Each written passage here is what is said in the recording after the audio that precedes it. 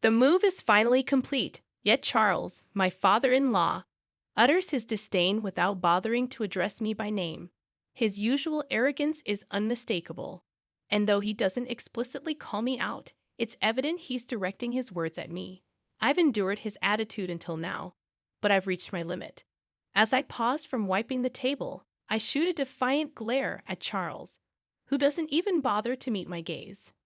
"I'll be out by today," I declare, and Charles responds with a mocking laugh, reveling in his satisfaction. His words cut deep, branding me as a mere parasite and trash. He envisions a life refreshed once I'm gone, oblivious to the profound changes his own lifestyle has undergone over the years. Allow me to introduce myself. My name is Grace, and I recently turned 40. I'm married to William and currently residing with my in-laws. Despite several years of marriage, we remain childless, and there's no intention or possibility of having children. The harsh truth about William's infertility surfaced shortly after our marriage registration. Had I known from the start, I might have reconsidered our union. The revelation struck me like a pit of despair. All our dreams of building a happy family together were shattered. William, with apparent sincerity, had discussed our future children, even contributing to naming them. Little did I know, it was all a facade, a betrayal concealed beneath the guise of a promising future. Despite the profound disappointment, divorce wasn't a simple option for me. We had committed to being a family with the in-laws, who we considered our parents. Reporting a divorce a day after joining the family felt like a breach of trust. Living with the in-laws only intensified the inevitable question of when we would have children. Upon revealing our infertility, the in-laws reacted with fury. To them, a woman unable to bear children was deemed useless and deserving of immediate expulsion.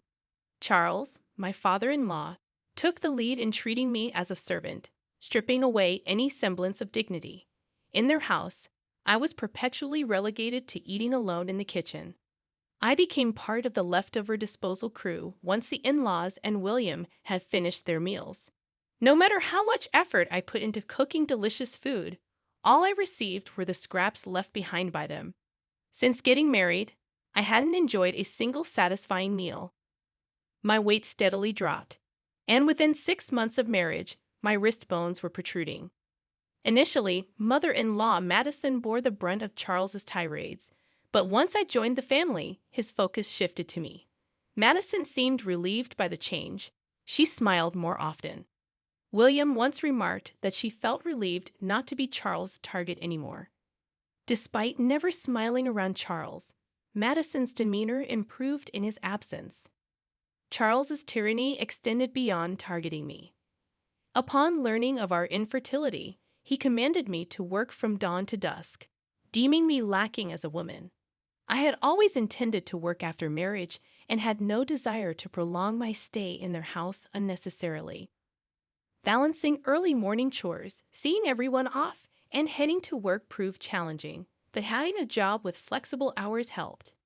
Despite my efforts, Charles discarded my food without tasting it, citing its appearance as the reason. Neither William nor Madison complained, choosing instead to remain silent. Despite my grievances, conversations during meals were sparse, and I often wondered if they truly enjoyed eating in silence. I had no choice but to maintain a facade of harmony with the in-laws, playing the role of a dutiful wife. As someone without parents, the weight of divorce seemed unbearable. However, Charles's demand that I contribute all my earnings to the household expenses crossed the line.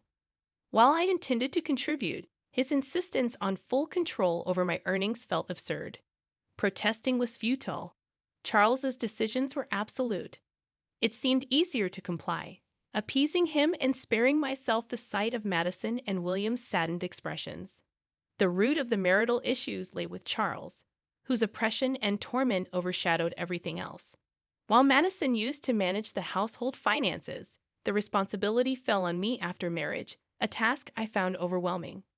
"Isn't this too much for Grace?" Madison dared to question, only to be silenced by Charles's authoritative command to shut up. I have been dismissed in Charles's eyes, and Madison and I, as women, were deemed worthless, stripped of the privilege to voice our opinions. Taking over the household ledger from Madison initially shocked me, but after several years, I grew accustomed to it. Perhaps the acceptance stemmed from having an additional breadwinner in the house.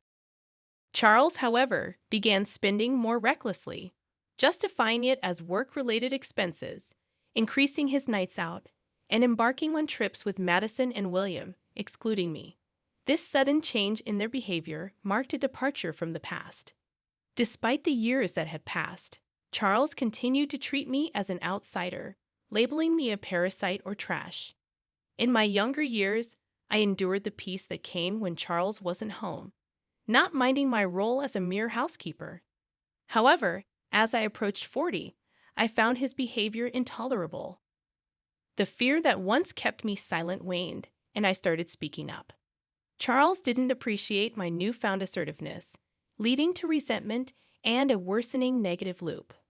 Our strained relationship reached a point where Charles constantly badmouthed me, and our interactions were minimal.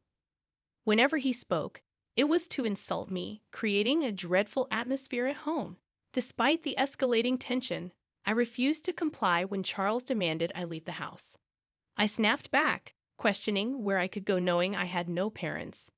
Charles, fueled by anger, slammed glasses onto the table, breaking them in the process. Tired of enduring the constant yelling, I deviated from my usual apology and spoke sharply to Charles. I pointed out that he should calm down in his older age. Unaccustomed to such defiance, Charles became furious, asserting his dominance as the master of the house, declaring that a wife like me shouldn't have opinions.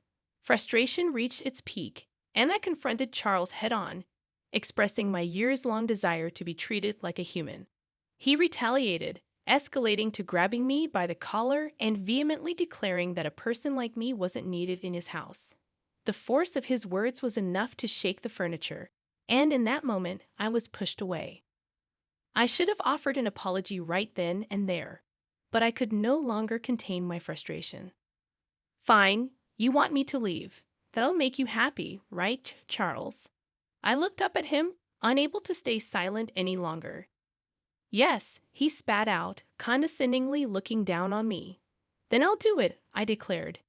He stormed off to his room with a loud noise, and I, now a bit calmer, started cleaning the living room that Charles had dirtied. Madison came to check on me with a worried look, but she left without saying anything, returning to her room. I felt like I had no place in this house anymore. Neither William nor Madison would protect me, and years of endurance exploded, making me feel even more isolated. The next day, as usual, I got up early and began my routine. Charles woke up and entered the living room, sitting on the sofa, leaning back, and spreading the newspaper without even glancing at me. Then, without looking up, he asked, "Finished moving yet?" There was no way I could have moved out so soon after yesterday's events. I didn't even think he was serious. I thought it was just a drunken outburst, not something he meant. This was about leaving the house, right? "When will you leave? You have no right to live here anymore," Charles said, still not looking at me. I stopped wiping the table and turned to face him. If he was serious about wanting me to leave, then I would respond seriously. "I'll be out by today," I declared. Madison, who was listening nearby, froze, her worried gaze falling on me. It was clear that once I left, Charles would target Madison again, and she didn't want me to go. However, Charles insisted on my departure, and I had no other option. Charles laughed loudly, likely satisfied that he was getting his way. I rushed out of the living room, quickly packed my things, and left the in-laws' house. I hadn't decided where to go, but I felt liberated. I sent a message to William, who was already out, asking him to divorce me. A lawyer would contact him, and then I turned off my phone. Over the next few days, I found a lawyer and had them contact William and the in-laws. Charles, thinking divorce was inevitable, pressured William into signing the papers quickly. Despite William's reluctance, he signed the agreement under Charles's glare. I signed in front of the lawyer, and the divorce was finalized. We completed the distribution of property, and I was able to claim a settlement for Charles's harassment, which I had recorded. It was worth paying for a lawyer instead of fighting alone. Charles, concerned about his public image, avoided any complications by involving lawyers. Knowing exactly how much money Charles had from managing the household finances, I suggested an amount he could just about afford. With the property distribution and harassment settlement paid in full, I started a comfortable life in my own apartment. I used to hate being alone before marriage, but after living with the in-laws and getting divorced, I embraced the newfound freedom. I've grown to appreciate the solitude of my own time, cooking meals for myself. I relish the tranquility without anyone raising complaints. About 3 months after the divorce, Charles persistently calls, and though I assume it's nothing positive, I choose not to answer. However, a momentary lapse results in me accidentally picking up. "What have you done to my house?" Charles's voice booms through the phone. Instinctively, I move the device away from my ear to endure the loud onslaught. I respond, "I haven't done anything. I left the house as you instructed." Charles remains unsatisfied, continuing to yell. He's upset about notifications regarding issues with withdrawals, blaming me for the problem. I calmly assert that I didn't alter anything and adhered to his instructions, managing and paying everything due. As the realization of why Charles is angry dawns on me, a grin widens on my face. I'm glad he's not here to witness it. Charles, incredulous, questions the financial aspects, asking how much I earned. I recall never revealing my salary details to him. $45,000 take home. I respond. Charles reacts with a sound akin to a squashed frog before falling silent. In truth, my job in sales at an investment trust company involved a commission-based salary, influenced by the returns generated for investors. Unfortunately, much of it vanished due to Charles' extravagant spending. However, I had wisely invested the inheritance from my parents, bringing in some income. Although not substantial, it covered living expenses. During the property distribution, only William's savings were considered since my parents' inheritance and its earnings were not part of it. Charles, insistent, questions whether the standard of living before marriage was the same. As I press on, he begins to get angrier. In the midst of his tirade, I couldn't help but laugh at his absurd demand. With Charles yelling to keep contributing money to the house, I retort, "You're the one who ruined it. Why should I, no longer a family member, give you money?" I chuckle half-heartedly, and amidst my laughter, I heard something shatter on the other end. Another one of Charles's tantrums. The realization that I no longer had to clean up after his outbursts made me almost wish he would break more. We were strangers now, no longer family or anything remotely close. I urged him not to act like family and advised him to manage his own finances, leaving him just enough to get by. With that, I bid him goodbye and ended the call. I anticipated more calls, but none came. I thought maybe he was remorseful, but it became apparent that wasn't the case. Perhaps he felt ashamed for not being able to make payments and resorted to ordering William and Madison to borrow money from financial institutions, plunging them into further debt. While payments were made, their unwillingness to change their lifestyle perpetuated the cycle of accumulating more debt each month. I learned about this when William pathetically contacted me, even expressing a desire for reconciliation. Furthermore, William proposed cutting ties with Dad and getting back together. However, such a suggestion seemed hypocritical coming from someone who never stood up for me against Charles' harassment. Despite choosing to stay with William, knowing we couldn't have children, he never protected me.